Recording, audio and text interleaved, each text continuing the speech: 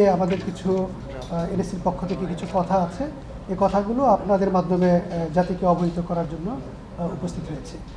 আবার আপনাদের প্রতি ধন্যবাদ ও কৃতজ্ঞতা জানাচ্ছি উপস্থিত হওয়ার জন্য।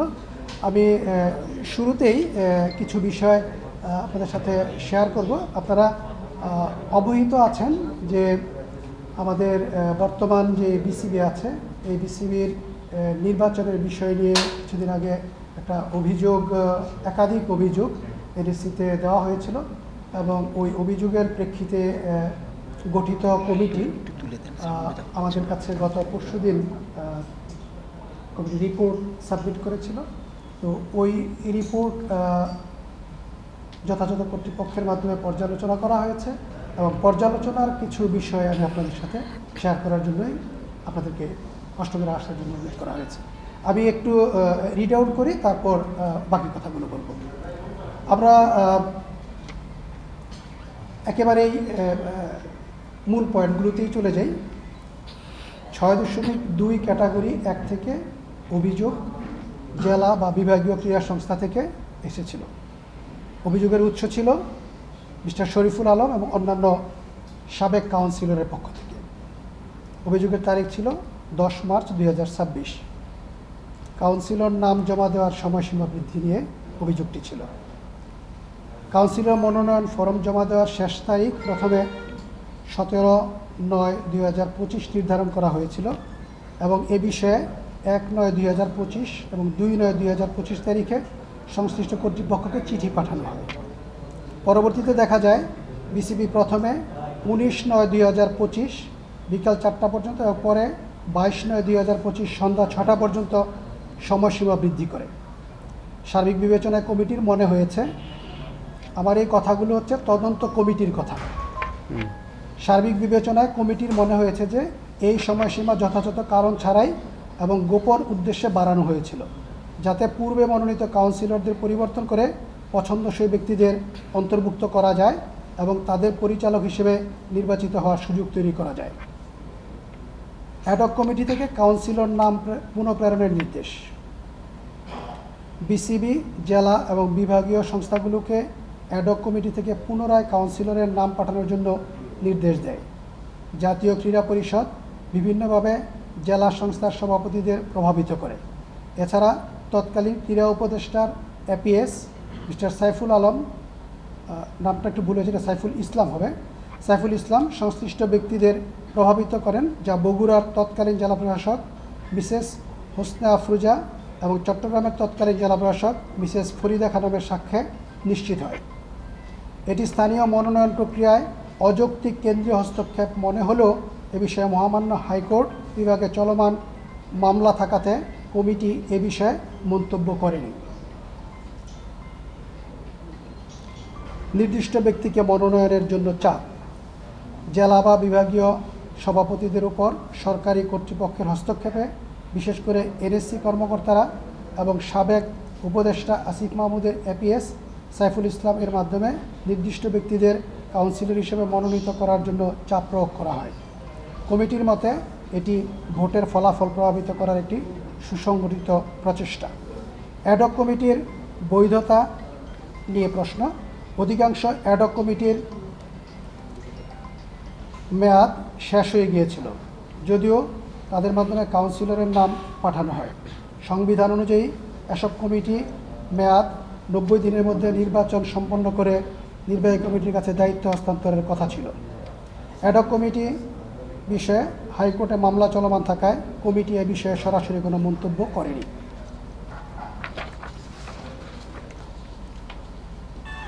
চূড়ান্ত ভোটার তালিকা প্রকাশ। নির্ধারিত সময়ে চূড়ান্ত ভোটার তালিকা প্রকাশ করা হয়নি এবং একাধিক সংস্করণ প্রকাশ করা হয়। 23/9/2025 তারিখের ভোটার তালিকায় 6টি জেলার ভোটার ছিল না, কিন্তু 26/9/2025 তারিখের সংশোধিত তালিকায় ওই 6টি জেলার মধ্যে 5টি জেলার ভোটারের নাম অন্তর্ভুক্ত করা হয়। এটি প্রক্রিয়ার স্বচ্ছতা নিয়ে প্রশ্ন তোলে। ক্যাটাগরি 1-এ প্রভাব বিস্তারের লক্ষ্যে অ্যাডহক কমিটিতে নতুন সদস্য অন্তর্ভুক্তির মাধ্যমে বিসিবির অযৌক্তিক হস্তক্ষেপ। কমিটি দেখতে পায় যে 8/9/2025 তারিখে চট্টগ্রাম জেলা অ্যাডহক কমিটির গঠন পরিবর্তন করে 2 জন নতুন সদস্য যোগ করা হয়। ফলে সদস্য সংখ্যা 7 থেকে বৃদ্ধি পেয়ে 9 জনে দাঁড়ায়। একই দিনে চট্টগ্রাম বিভাগীয় অ্যাডহক কমিটিতেও 4 জন নতুন সদস্য যুক্ত করা হয়। ফলে সদস্য সংখ্যা 7 থেকে 11 জনে উন্নীত হয়। পরবর্তীতে 11/9/2025 তারিখে রংপুর বিভাগীয় অ্যাডহক কমিটি 11 সদস্য নিয়ে অনুমোদিত হয়। জেলা ক্রীড়া সংস্থার সংবিধানের প্রাসঙ্গিক বিধান অনুযায়ী অ্যাডহক কমিটির সদস্য সংখ্যা 7 জন হওয়ার কথা। অতএব কমিটির মতে আসন্ন বিসিবি নির্বাচন প্রক্রিয়ায় প্রভাব বিস্তারের উদ্দেশ্যে সরকার এনএসসি এর মাধ্যমে অ্যাডহক কমিটিতে নতুন সদস্য অন্তর্ভুক্ত করতে প্রভাব খাটিয়েছে, যাতে তাদের কাউন্সিলর হিসেবে অন্তর্ভুক্ত করা যায় এবং তাদের পছন্দের প্রার্থীদের পক্ষে ভোট দিতে পারে। সাবেক ক্রীড়া উপদেষ্টা মিস্টার আসিফ মাহমুদ সজীব ভূঁইয়ার হস্তক্ষেপ। একাধিক সাক্ষাৎকারের ভিত্তিতে কমিটি দেখতে পায় যে সাবেক ক্রীড়া উপদেষ্টা নির্বাচন প্রক্রিয়ায় অযৌক্তিকভাবে হস্তক্ষেপ করেছেন। তিনি ব্যক্তিগতভাবে এবং তার এপিএস সাইফুল ইসলামের মাধ্যমে অ্যাডহক কমিটির সদস্য পরিবর্তন তার পছন্দের প্রার্থীদের পক্ষে ভোট দিতে প্রভাবিত করেছেন। কমিটির মতে এই হস্তক্ষেপ নির্বাচনের স্বাধীনতা ক্ষুণ্ণ করেছে। তবে দুঃখজনকভাবে তাদের প্রকৃত অবস্থান ব্যাখ্যা করার জন্য তারা কেউই সাক্ষাৎকারে উপস্থিত হননি এবং তাদের বিরুদ্ধে উত্থাপিত অভিযোগের বিষয়ে কোনো বক্তব্য প্রদান করেননি। ক্রীড়া উপদেষ্টার সহায়তায় ভোটে নির্বাচন কারচুপি। কমিটি দেখতে পায় যে বিসিবি সভাপতি সাবেক ক্রীড়া উপদেষ্টা এবং তার এপিএস সাইফুল ইসলামের সহায়তায় সমন্বিতভাবে ভোটিং প্রক্রিয়া নিয়ন্ত্রণ ও কারচুপির সঙ্গে জড়িত ছিলেন। কমিটি আরও লক্ষ্য করে যে সাক্ষাৎকারে অংশগ্রহণকারী অধিকাংশ কাউন্সিলররা মতামত দেন যে ভোটিং পদ্ধতিতে পূর্বপরিকল্পিতভাবে তৈরি করা হয়েছিল। নির্দিষ্ট স্থান থেকে গোপনীয়তা ব্যতীত ভোট প্রদান। কমিটি দেখতে পায় যে নির্দিষ্ট স্থান থেকে ভোট প্রদান করা হয়েছে এবং এতে ভোটের গোপনীয়তা রাখা হয়নি, যা মৌলিক গণতান্ত্রিক নীতি এবং বিসিবি সংবিধানের পরিপন্থী। আবার এদের অধিকাংশ ভোটারই ভোটার শারীরিক ভোট গ্রহণের দিনেও ভোট কেন্দ্রে উপস্থিত ছিলেন। সরাসরি ভোট প্রদানের সুযোগ থাকলেও রাজধানীর হোটেল শেরাটনে 5 তারিখ রাতে এক জায়গায় জড়ো হয়েই ভোট দেওয়া হয় এবং এর প্রক্রিয়া কমিটির কাছে ভোট কারসাজি মনে হয়েছে। অ্যাডহক কমিটিতে মিস্টার আমিনুল ইসলাম বুলবুল এবং মিস্টার নাজমুল আবেদিন ফাহিমকে অন্তর্ভুক্ত করা এবং তাদের কাউন্সিলরশিপ নিশ্চিত করতে অযৌক্তিক প্রভাব খাটানো। কমিটি দেখতে পায় যে ক্রীড়া উপদেষ্টা ও এনএসসি কর্মকর্তাদের সহায়তায় 8 সেপ্টেম্বর 2025 তারিখে ঢাকা বিভাগ এবং ঢাকা জেলার অ্যাডহক কমিটিতে মিস্টার আমিনুল ইসলাম বুলবুল এবং মিস্টার নাজমুল আবেদিন ফাহিমকে অন্তর্ভুক্ত করা হয়, যাতে তারা কাউন্সিলর পদ নিশ্চিত করতে পারেন এবং পরবর্তীতে বিসিবি পরিচালক পদে নির্বাচিত হতে পারেন।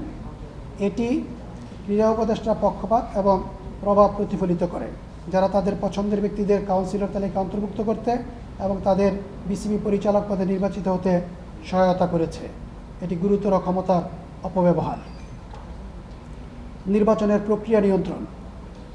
কমিটি দেখতে পায় যে 2025 সালের বিসিবি নির্বাচনকে বিসিবি সভাপতি সাবেক ক্রীড়া উপদেষ্টা ও অন্যান্য সহযোগীদের সহায়তায় নিয়ন্ত্রণ করেছেন। নির্বাচনী প্রক্রিয়াটি স্বাধীন, ন্যায়সঙ্গত বা স্বচ্ছ ছিল না। 6.3 ক্যাটাগরি 2 মেট্রোপলিটন ক্লাব থেকে অভিযোগ সূত্র 55টি মেট্রোপলিটন ক্লাবের সভাপতি, সেক্রেটারি এবং কাউন্সিলরগণ। অভিযোগের তারিখ 9 মার্চ 2026। নির্বাচনে কারচুপি।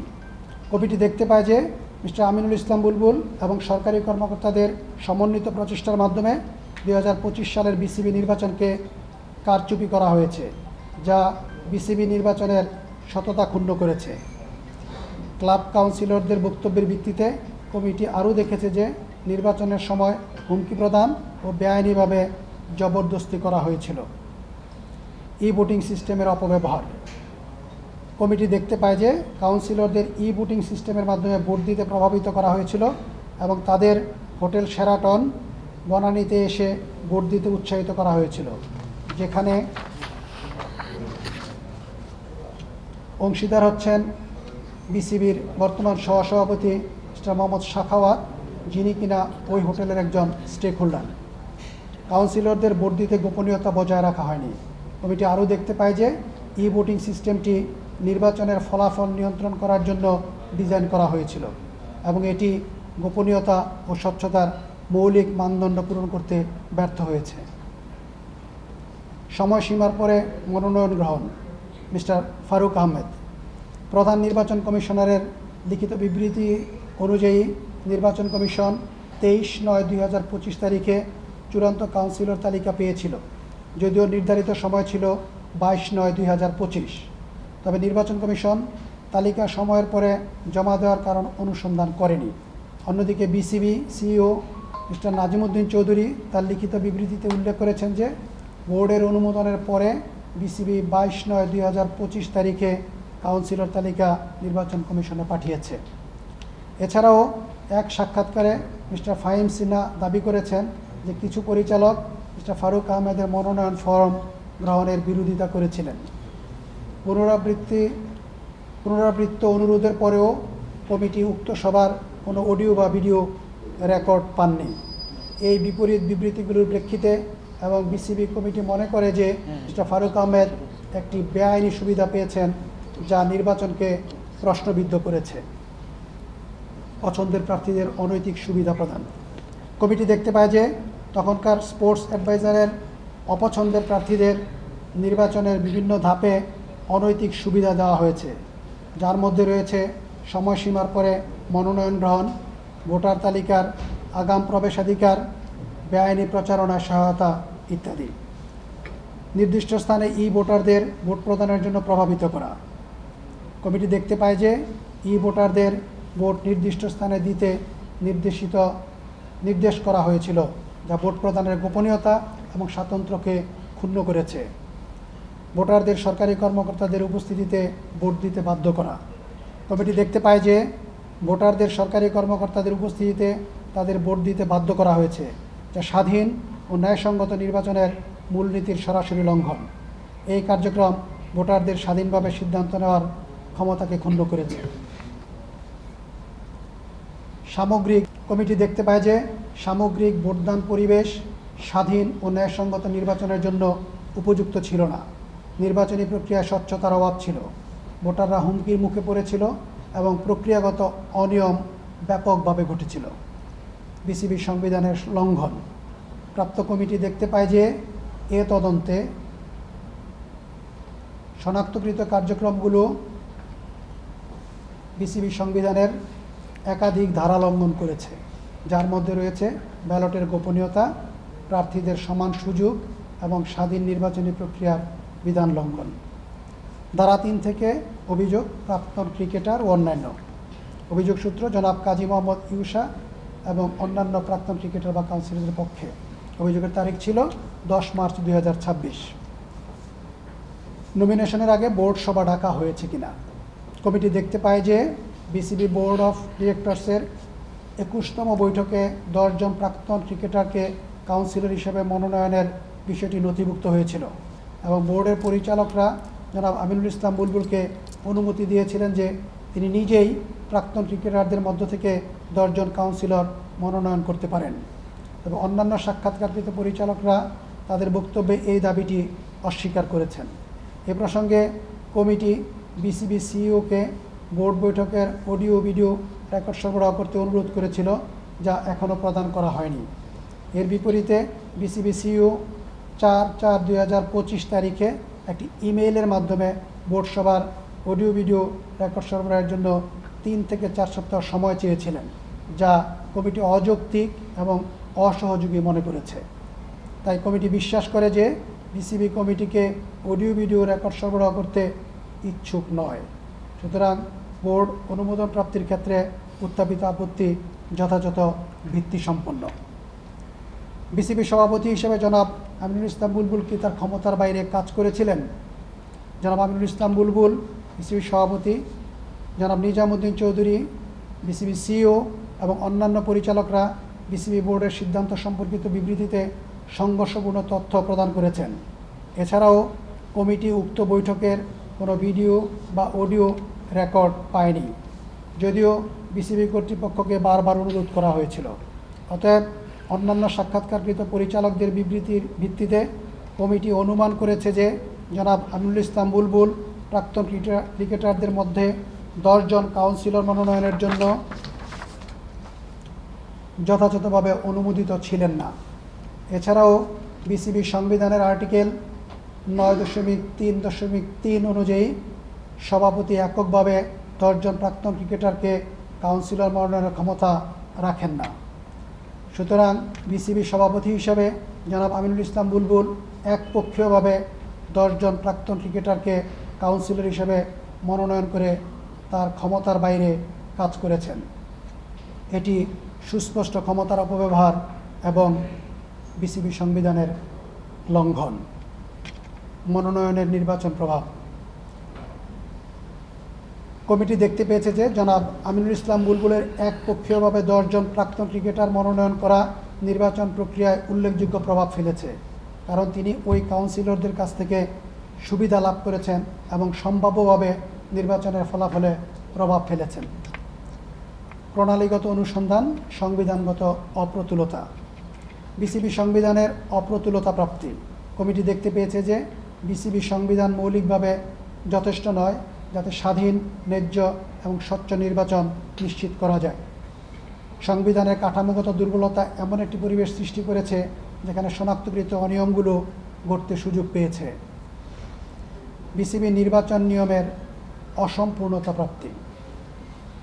কমিটি দেখতে পেয়েছে যে বিসিবি নির্বাচন নিয়ম 2025 অসম্পূর্ণ এবং অপর্যাপ্ত। ভোটিং, স্বাধীন তত্ত্বাবধান এবং ব্যালট গোপনীয়তার জন্য কোনো ধারা না থাকায় দুর্বলতা সৃষ্টি হয়েছে, যা অপব্যবহারের সুযোগ দিয়েছে। কমিটি কিছু সংস্কারের জন্য সুপারিশ করেছে, এই সুপারিশগুলো অবহিত করছি। একটি স্বাধীন গভর্নেন্স ও এথিক্স কমিটি গঠন করা প্রয়োজন, যা নীতিমালা অনুসরণ, নৈতিকতা এবং জবাবদিহিতা নিশ্চিত করবে। সভাপতি ও অন্যান্য গুরুত্বপূর্ণ কর্মকর্তাদের ক্ষমতা ও দায়িত্ব সুস্পষ্টভাবে নির্ধারণ করতে হবে, যাতে স্বেচ্ছাচারিতা, অনুমোদনহীন কার্যক্রম এবং ক্ষমতার অপব্যবহার রোধ করা যায়। অনিয়ম, দুর্নীতি ও নির্বাচনী কারসাজির রিপোর্ট করার জন্য একটি কার্যকর হুইসেল ব্লোয়ার সুরক্ষা ব্যবস্থা প্রণয়ন করতে হবে। বিসিবি নির্বাচন বিধিমালা সংস্কার। মনোনয়ন, যাচাই বাছাই, প্রচারণা, ভোট গ্রহণ, গণনা এবং নির্বাচন পরবর্তী নিষ্পত্তি সহ নির্বাচন প্রক্রিয়ার সকল ধাপ অন্তর্ভুক্ত করে একটি পূর্ণাঙ্গ ও স্বয়ংসম্পূর্ণ বিধিমালা প্রণয়ন করতে হবে। ভোটিং ব্যবস্থার নিরাপত্তা, গোপনীয়তা, অখণ্ডতা এবং নিরীক্ষাযোগ্যতা নিশ্চিত করার জন্য সুনির্দিষ্ট বিধান প্রণয়ন করা জরুরি।